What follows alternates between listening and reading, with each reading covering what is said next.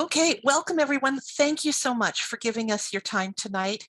In the past, we actually did this training at the beginning of the first budget committee meeting, and that made for a really long meeting. You can imagine if we started at 6 and ended at 9, folks said, well, that's a little bit more than we want to tackle for our first time out. So we have moved this to a meeting where we can just invite folks who are interested, and this is your first time through with the budget committee, and we can get your questions answered and kind of walk you through what to expect. So I'm going to share my screen and we're going to go through the orientation. I'm going to have Lisa keep an eye. If you throw up a hand or wave, or try to get my attention and I don't see you, she is going to watch to make sure she, pulls me up and says, hey, we've got a question out there. So let me get in here and see if I can make the technology work for me. Okay, everyone, can you see my presentation? It says Budget Committee Orientation. We're good? Okay, wonderful. So now let's see if, now I can get it to move too. Tonight, we're going to start out with some introductions, just have everybody say hi so that I can match up a name and a face and a voice. It's always so hard for me when we're on Zoom. I miss the days when we could see each other face to face and say hi and talk a little bit. So it helps to hear your voice out there. We're going to talk about local budget law and what it requires of us in relation to the budget committee. We're going to talk about the role of the budget committee. And then we're going to go through at a very high level the 4J budget process. A little bit of history, not as much as we used to put in, but just something to give you an idea of where we are and what we do to build the budget. So this, as I said, real high level, but gives you some idea of timing and some of the work that we're doing behind the scenes before we come to you in April with a proposed budget. So I'm going to start out and say welcome to our newest members. If you could start out and just say hi to everybody, that would be wonderful. And I will stop sharing my screen for a second there so we can see everybody. So Laurel, can you kick us off? Hi, I'm Laurel. I'm on the school board and I am learning about budget. One thing I've already learned is the board helps to decide what the budget is. And that's helpful to know. I guess I'll go next. My name is Tom DiLiberto. I know many of you. I was a teacher in 4J for 31 years, and I retired about 3 years ago. And I am very eager to get going on the budget committee.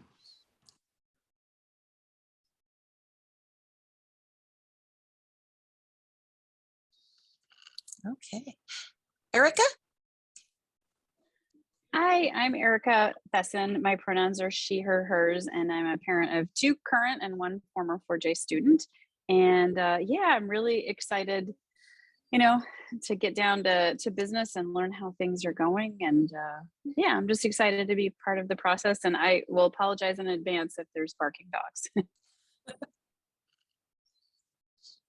Okay, and I think Dakota? Yep, I'm Dakota. I'm a recent graduate of 4J, been in the district since 5th grade, and I'm excited to be here with all of you people tonight. Okay, thank you, everyone.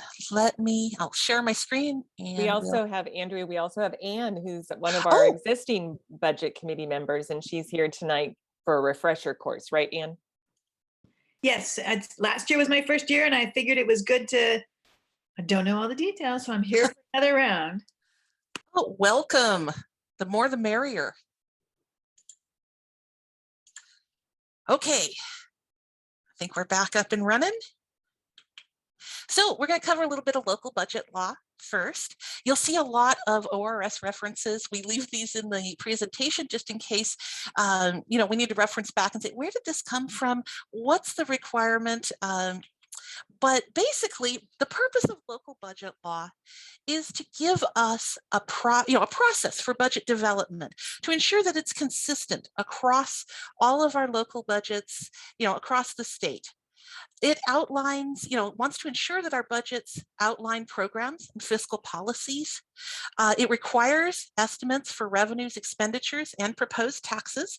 So it says you have to plan ahead for what you expect to happen in the next year, what you expect to receive in the case of revenues, what you expect to spend, and what you assume will be your tax levels for the public. It also encourages citizen involvement because it encourages local governments to have public comment, and also, of course, to have a budget committee, which has members who are citizen members appointed by the board of directors. It is also a form to control expenditure of public funds. That means that we have to have an approved budget by June 30th if we want to spend any money starting July 1. That is a requirement. So we can't just go out and say, we got money in the bank. We're going to write a check for this. We have to have that approved budget in place. And it allows us to inform the public, our taxpayers, and our investors of what our plans are for the coming year and what resources we will have in place to be able to meet our requirements and to provide the services that we need to provide to our students and our staff and anyone else that is part of our family here. So why follow local budget law? So it's very important, as I just said, if we want to expend funds, if we want to be able to pay our bills come July 1st, we have to follow local budget law. So we have to make sure that our budget is approved by that June 30th date, or we can't spend come July. We also need to certify and declare our taxes and our levies to the county assessor. The county assessor are the folks who actually go out and they assess those taxes against taxpayers in our district. If we don't do that, they don't go out and assess those taxes, and we can't do important things like pay our bond principal and interest payments. So looking at that in a little more detail, you'll see a property tax made contrary to local budget law is voidable by the Oregon Tax Court. So basically, if we don't follow the rules, the assessor could come back and say, I am not going to assess these taxes. So we have a local option levy. We also have an assessment for our bonds that have been issued, past and present. So it's very important that we follow the rules and make sure those assessments come through correctly so that we can meet all of those obligations. So looking at the role of the budget committee, we're going to go through a couple of slides. Please, ask questions. I'm going to add a little bit of color to some of the slides just because they're pretty dry. Looking at our budget committee, we have, of course, on our committee, the 4J Board of Directors, and then we have 7 budget committee members appointed by the board from the citizenry. So our appointed members serve a 3-year term. You have to be a qualified voter of the district to be eligible to be on the budget committee. You can't be a staff member, so you can't be an officer, agent, or employee of the district. So you have to be someone who comes to us from outside the organization. We can, in some situations, have less than 7 positions, but that would be only due to vacancy or failure to fill an appointment. So for example, we might have a position that someone falls ill or has other commitments that they cannot fulfill their position. That doesn't mean that we have to stop the work of the budget committee. We do recognize that we may have less than 7, but we hope that everyone makes it through the entire process with us.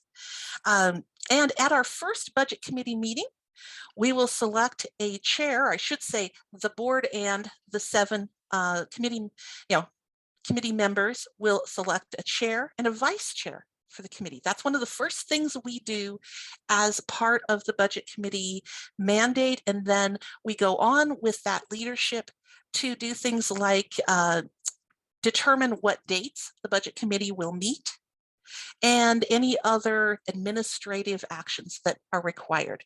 But one of the first things we have to do is get a chair and a vice chair for the committee.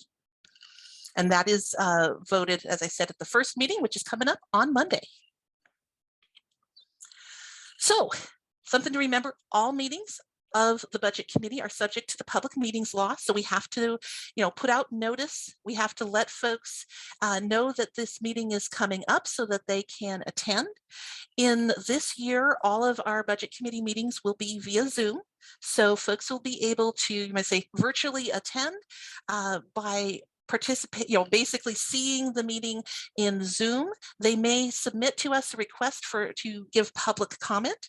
So we can pull them in and allow them their 3 minutes to give public comment. They could conceivably write to the budget committee if they're not comfortable speaking on a Zoom meeting, because sometimes people are a little shy, but they still want to make sure that you hear their voice. So they may write to you, and that would be an expectation of the budget committee that you would read any public comment provided in written form.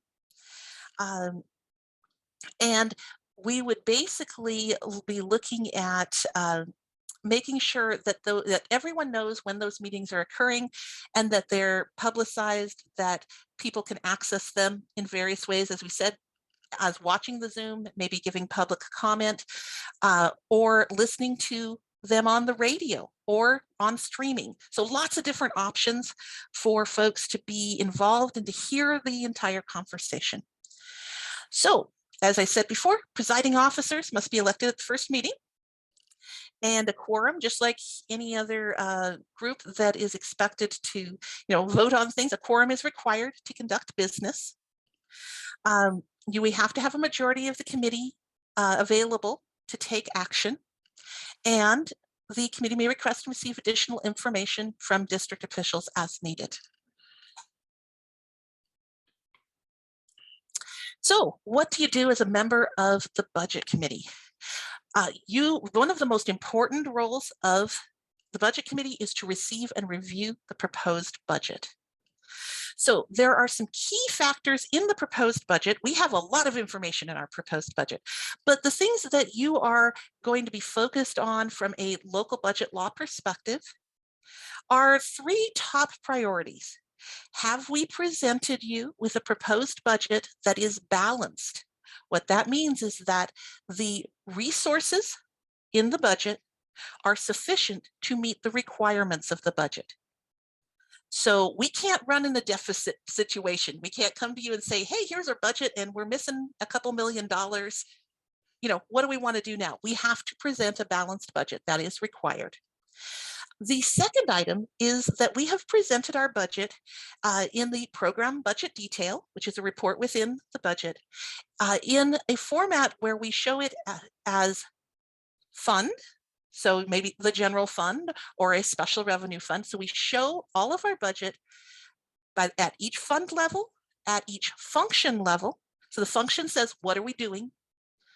Fund says, where does it live? Function says, what are we doing? And then the object level, which is basically down to what kind of revenue or expenditure are we talking about? So I'm going to give you an example. An object of 5410 is a supply. So we would be showing a line item that says in the general fund for this function, we are planning to spend this much on supplies. So it's a pretty big report, but it is required by local budget law that we present our budget in this format. So you'd want to make sure that you see that in the proposed budget. The third item that you're going to be looking at closely is the executive summary. So you're going to be looking at the superintendent's message to you and to everyone who is reviewing that budget. The superintendent's message focuses not only on what the challenges may be for us in the coming year, but also the opportunities, and highlights things that may be changing in the coming year, or maybe things that we really want you to know about because we're very excited. It's something new, something that we're doing that's different.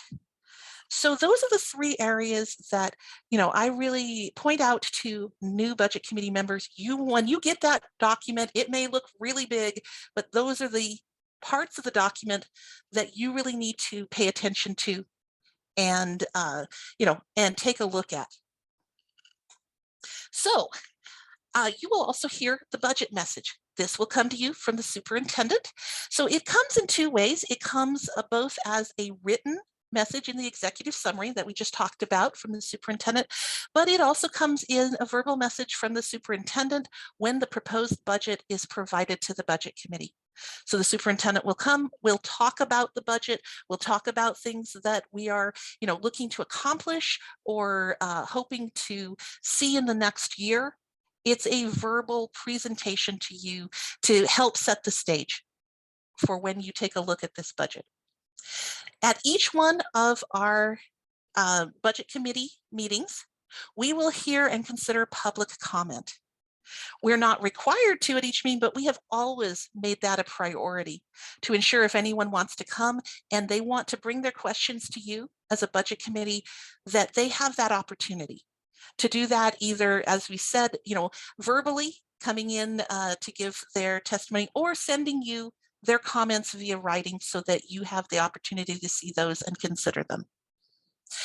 You also have the ability under local budget law to request and receive additional information. So that may be, as you look at the budget or as you see our presentations, there may be areas that you are very interested in and you would like to see more information. So you can bring those questions to us as a budget committee, and we can use that to go out, gather the information that is needed, and bring it back to you at a future budget committee. So that really, that is something that I see as something very special for budget committee members. Many people can come and give public testimony and ask questions, but you as a budget committee can, ask those questions and receive those answers in a formal setting. And finally, the last thing that you do that's the most important, you might say, is you approve the proposed budget and declare the taxes and levies. So that needs to happen for you. Basically, when you approve this, you're sending it forward to the board for their consideration and review and final adoption. So this happens typically in May. We go through the reporting process to notice the budget in the newspaper, do everything we need to do, and then in June the board receives it and they do their work with the goal of adopting the budget before June 30th so that we can continue to operate as of July 1. So when we talk about receives and reviews the proposed budget, it is a public document. We typically release the proposed budget 2 weeks prior to the public meeting where you will officially receive it. We want you to have enough time to take a look at it, to formulate in your mind any questions. We also want to ensure that the public can see it as well as you. So it is accessible via our website.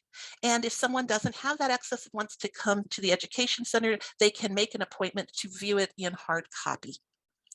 As we noted, the public has the right to inspect, and we can allow them to copy it. There may be charges. In some cases, folks typically will just look at the internet and look at it there because it's a pretty hefty document. Most people don't want to be carrying around something, that's a couple of inches deep.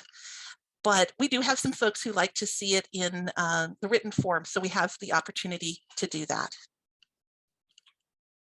So you're going to hear the budget message. And of course, it is presented in written form in the executive summary section of the proposed budget document.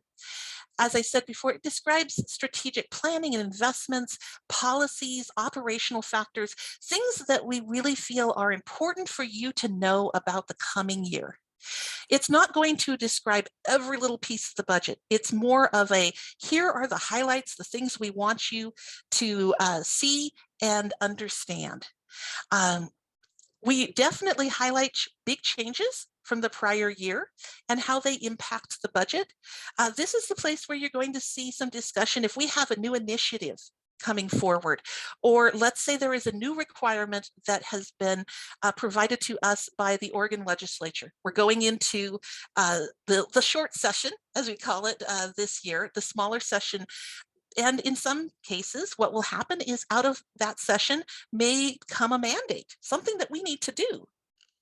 We will talk about that as part of our executive summary so that you know what we're doing to meet that new requirement and how it will impact our organization. And of course, you're going to get a summary of the proposed budget, including risk factors. So high level, where are we spending our money? Where is our, what's our funding coming in? And what are the things that we're concerned about? There are always things that are unknowns. The budget document is, even though we will adopt it, there may be times in the future we need to come back to the board to make changes because things change. You may have a contract negotiation that concludes mid-year that requires a change to budgeted amounts. You may have, as I said, new legislation that requires a change, or just an operational situation where you say, well, we plan to spend the money here, but now there is a much greater need by our students for something else. So we talk about those potential issues as part of our presentation and as part of the budget message, just so that these are the things we're watching for. These are the things that you might say keep me up at night worrying about the budget, and these are the things that we may come back to the board if we need to. So we hear and consider public comment. That means, providing members of the public with the opportunity to not only ask questions, but to comment on the proposed budget document. We do establish time limits. So we do typically go with the same number of minutes that the board uses for their public comment, which is 3 minutes. And we also allow folks, not only they can come and, as I said, give public comment in person via Zoom, or they can write to the budget committee if they would like to, if they don't feel comfortable speaking in public, or if they have, quite a bit to say and they don't think they can do that in 3 minutes. So we set that up for every budget committee meeting and make sure that folks have that opportunity. And as we said here, not only at the meeting for the proposed budget document, but at all of our budget committee meetings.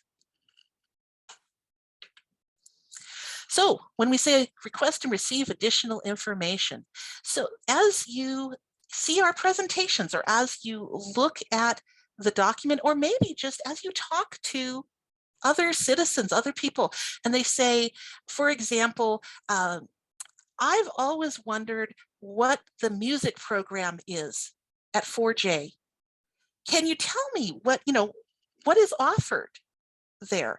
Or another example that came up in a past meeting, how many librarians do you have? What do they do and where are they located?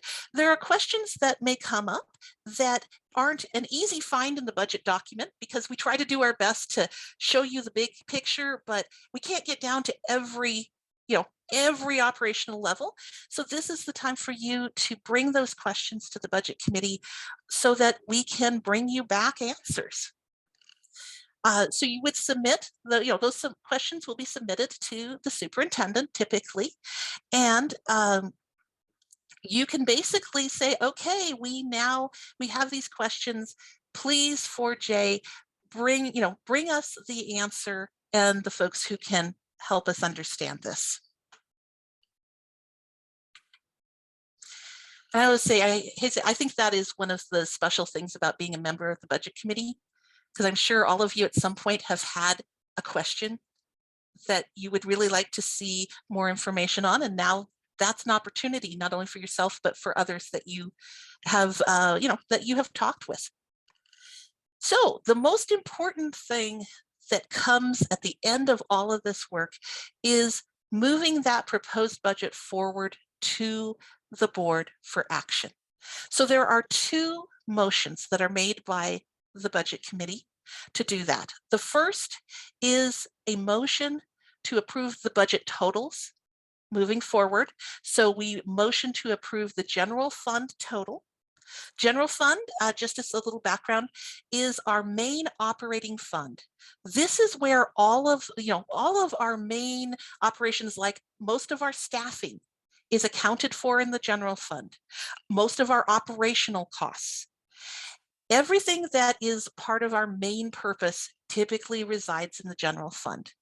Other funds are used for other purposes. For example, we have other fund for our bond principal and interest payments. So we have a separate place to keep those payments so that it's clear in the budget what we're doing. We may also have separate funds for our nutrition services program, for our capital program, going out and building those schools, like North Eugene and Edison. So we ask that these two totals be moved forward, and that is a motion and a vote. And the second part of the job is to declare the tax rates and levy.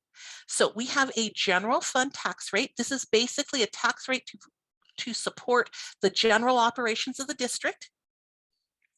We have a local option levy. This is a levy that is approved by voters on a 5-year basis. It is limited to $1.50 per thousand of assessed valuation. And depending on the value of each individual property, its both market value and its assessed value, not everyone pays the full $1.50.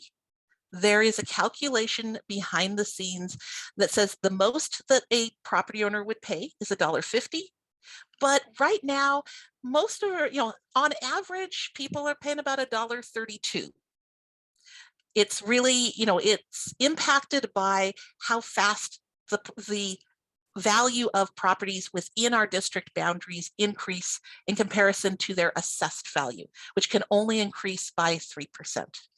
So we do the calculations for our local option levy, and we ask that that be declared. And finally, our debt service fund tax levy. You'll notice a little difference here. The first two levies are a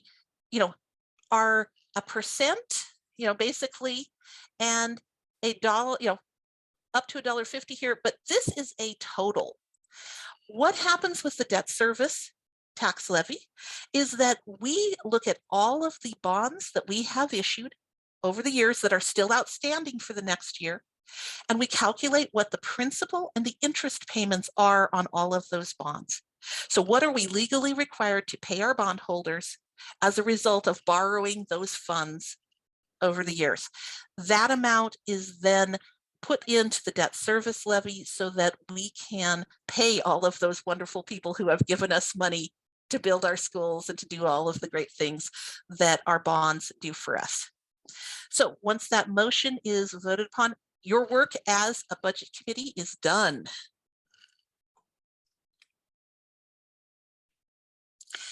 Okay, have I missed anybody's questions? I just want to make sure I'm not. Okay, I'm just diving in. So how did we get here? In this presentation, we used to walk through all of the many cuts we had to make during the Great Recession. And I'm sure, Tom, you probably remember some of these very painful years. So we, after a while, we kind of all got a little depressed every time we went through and saw the things that went away. So we've kind of cut this down a bit, but what it's important to recognize is that in that 5-year period, we cut about $70 million between using reserves, cutting back on what we were spending, everything that we could do to make it through and keep as many people with us as possible. So even with all of the supports that we have now with the Student Success Act and with the federal COVID relief funds, we don't have enough money to do every single thing that we would love to do here in the district. So our budget is based on available resources that have been prioritized. So we're looking at that saying, what do we legally have to do? What is the best possible use of these funds? And just to point out that we're still not back to pre-recession operating levels. There are some of these cuts that still haven't made it back. A good example that I'd like to throw out is we had one painter for the entire district. That was it. But we increased it by 100%. Now we have 2 painters, but we're still not back up to, where that function really should be to keep up with an entire school district. So you might say, people are not getting their walls painted very often. But still, we are doing the best we can that as we move forward to build back, and especially to build back in our classrooms and all of the places where we impact kids. I think that's all a focus for everybody. How do we take care of our kids? So just looking at the Great Recession, you can see here some of the years that it just hurt. We definitely, we had a lot of staff reductions, the most being in 2011, 12.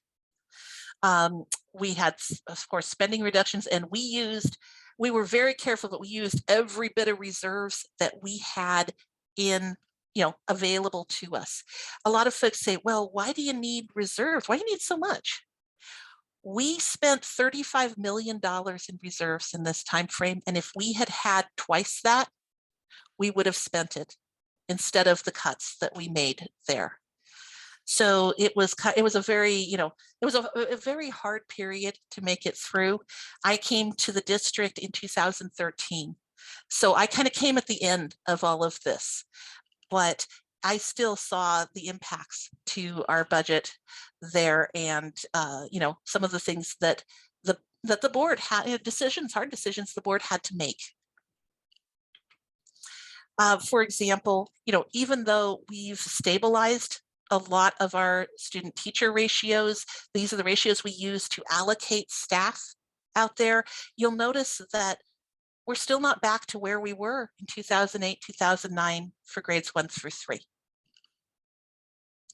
So we're getting closer on a lot of these, but we're still working hard to get back to where we were before the Great Recession. So, and enough of the really sad stuff. Let's move on to building the budget. So it's January, and it's the 5-year forecast. So every year in January, we present to the budget committee kind of as our kickoff. We haven't really put everything together yet for the budget. We're still just getting ready to do all our calcs and work with everybody, but we do a projection for the general fund. And we take all of the information that we know currently, and we project out what we think the next 5 years are going to look like. Now, we also, we're going to come back to you and say, hey, this is what we know, but this is what we don't know yet. There are many things that will become, clearer to us during the budget process. And there's some things that we may not know until, sometime, in the future. So we do our very best to kind of give ourselves a base to start out from as we dive into the budget process, and to give you an idea of what we think might be coming and what we think will change that forecast based on our unknowns. So we also set budget parameters for all of our schools and our departments. For example, something that we will set is we look at the Consumer Price Index as of the December forecast from the state of Oregon. And we assume that, okay, we know that the cost of doing business, the cost of buying things is going to increase. So we look at that Consumer Price Index to increase the budgets for our schools and our departments so that they can, you might say, keep up with the cost of operations. So that's one example. We also go out and we determine, based on the number of our enrolled students, how much money the school might need for supplies or for other technology requirements. So basically working through all of those parameters so we can provide those to the schools and departments and help them build their budget.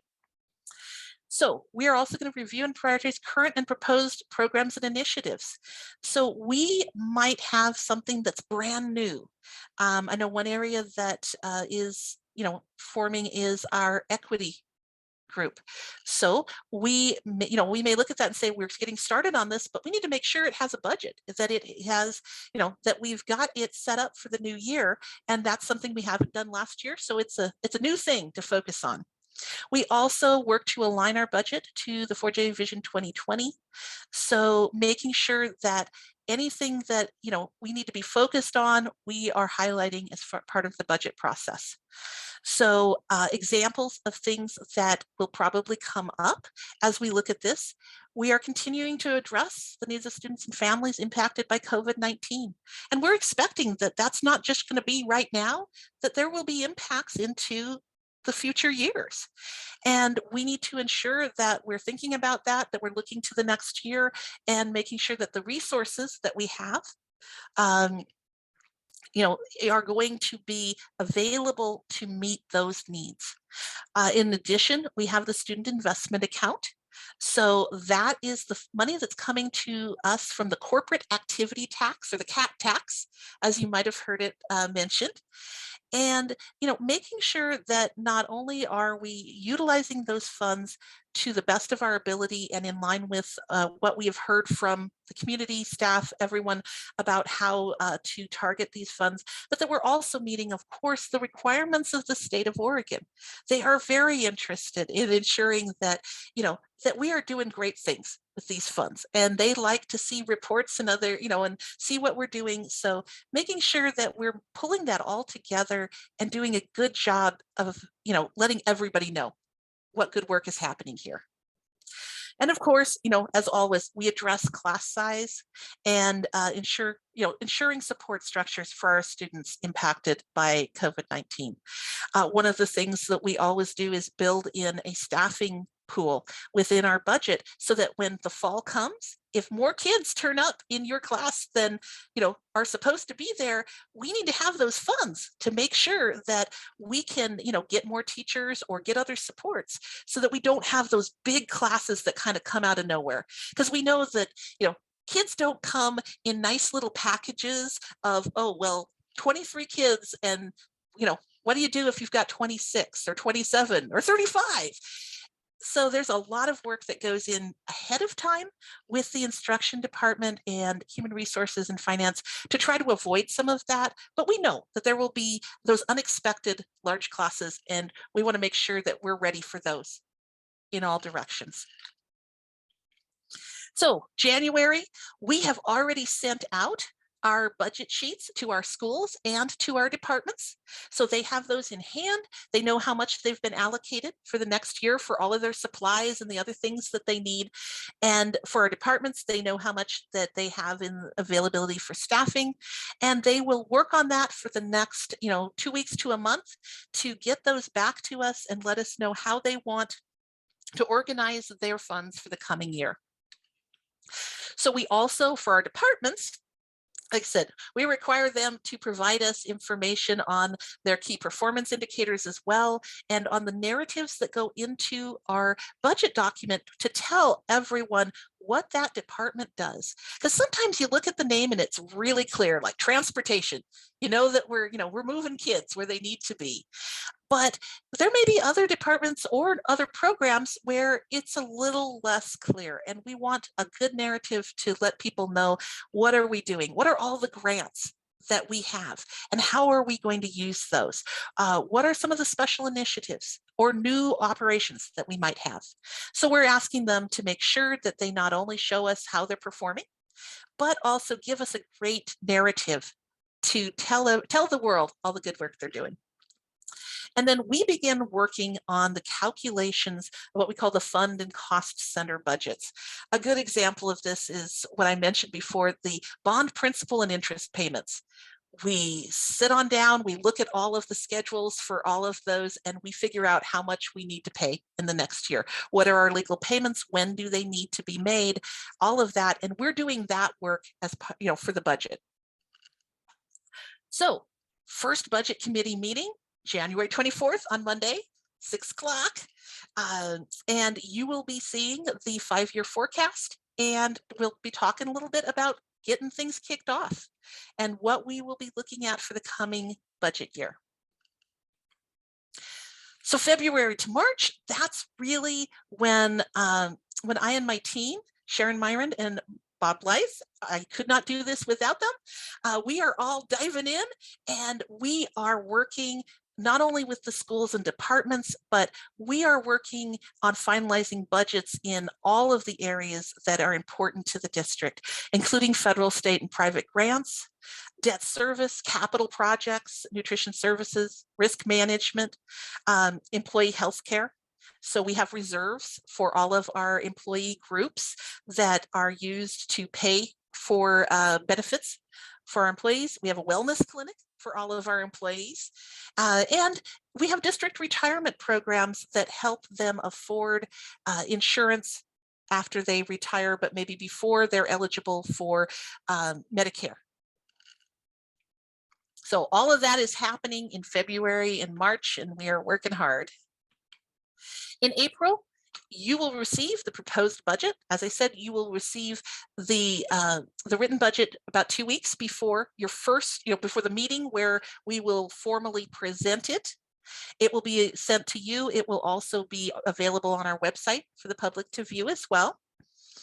So in April, we are making sure everything is taken care of, checking all of those calculations. We are reviewing the draft. So not only, are we having folks checking each other's work, but, I'm taking it home over the weekend and reading through it and looking for those, those random little sentences that got dropped off or something that needs to be added. And we're getting ready by putting in legal and public meeting notices so that everybody knows the proposed budget is coming, and preparing the agenda and the presentation for the budget committee. So of course, April and May, we've got, you're going to receive the proposed budget. You're going to hear and consider public comment. You can request additional information that we can bring back to you at the next budget committee meeting. And then, of course, at the last meeting of the budget committee in May, you will approve the 2022-23 proposed budget and declare taxes and levies. And then you are all done for the year. And that is my last slide.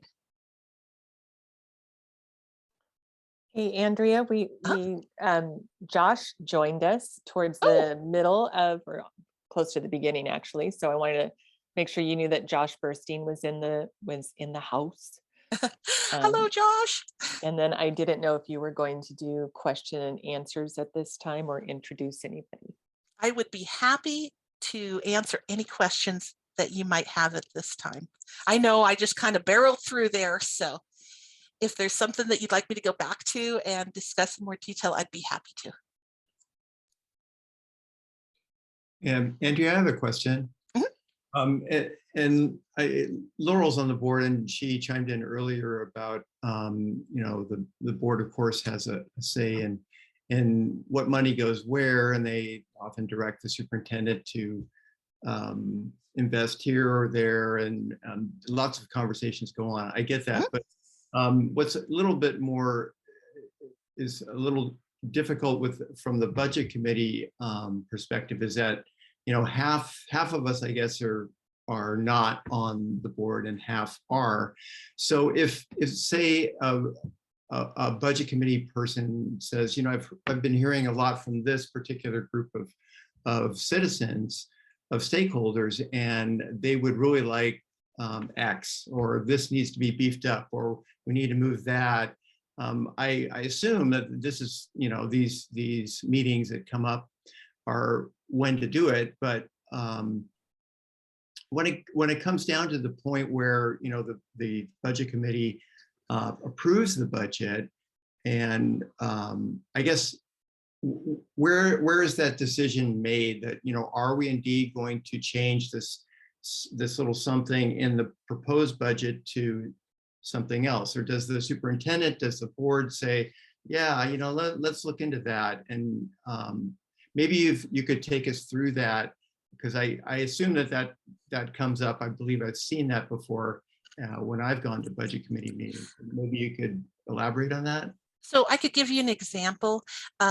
In one of my first years that I was here, there were potential cuts that were part of the proposed budget. And the budget committee cannot take action. They can't take, they can't adjust the budget, but they can share their thoughts and concerns with the board. And the board can take action to make changes to the budget should they wish to do so. So yes, the budget committee is a good place to raise those thoughts, to say, I've heard from folks, but the folks that actually change, could potentially change the budget are the board of directors. Gotcha. All right. Thank you very much. Tom, I could share another example more since I've been on back in the district. I remember maybe 4 years ago, we had a group of citizens who came and testified about middle school mentoring. And this might have been when you were still teaching, Tom.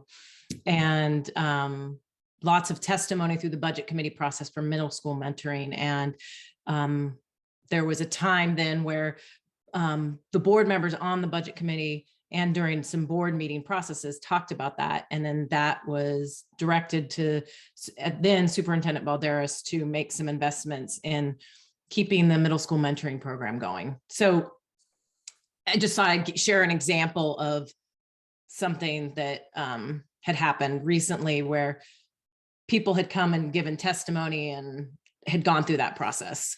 Great. In addition to what Andrea shared. Yep. Great. Great example. Thank you, Brooke.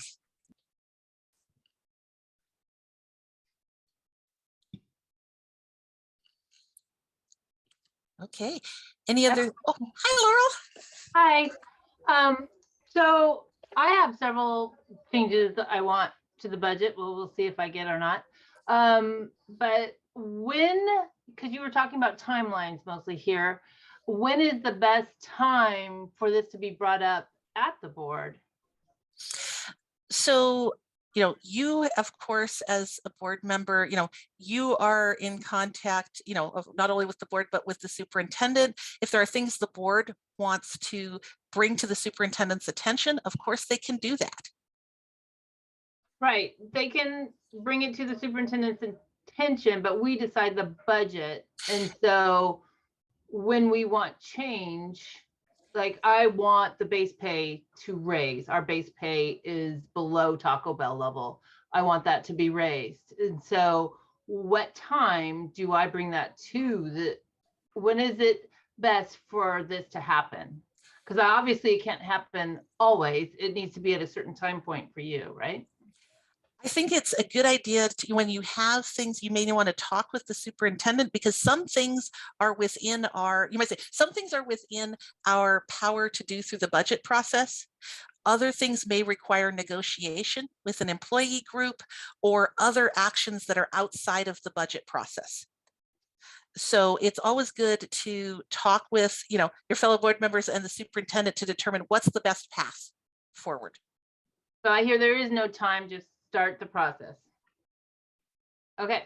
Will do. But of course, you can also bring up, questions or other things as part of the budget committee process at any time. But I think if you're looking for direction on how to bring those items into play, it's good to start with the board and with the superintendent to make sure we have a good path for you. Thanks.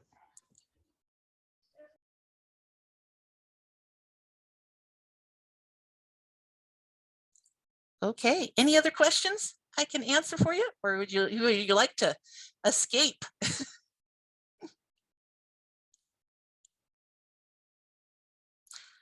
Okay, I'm not seeing anybody else. Thank you so much, guys, for being here. I know this can be kind of dry, but I think that it's really important for you to know kind of what to focus on and what you're going to be doing, because it's very important. You are, in many cases, the voice of all the people who talk to you and say, hey, I heard you're on the board, the budget committee. Can you bring this up? You are bringing the voice of people just like the board is to, this process. And maybe even encouraging people to come and give public testimony, because it can get kind of quiet at these meetings. So, we wouldn't mind having a few people, a few happy faces coming to talk to us. So thank you again. And I will see all of you hopefully when we come together on Monday night.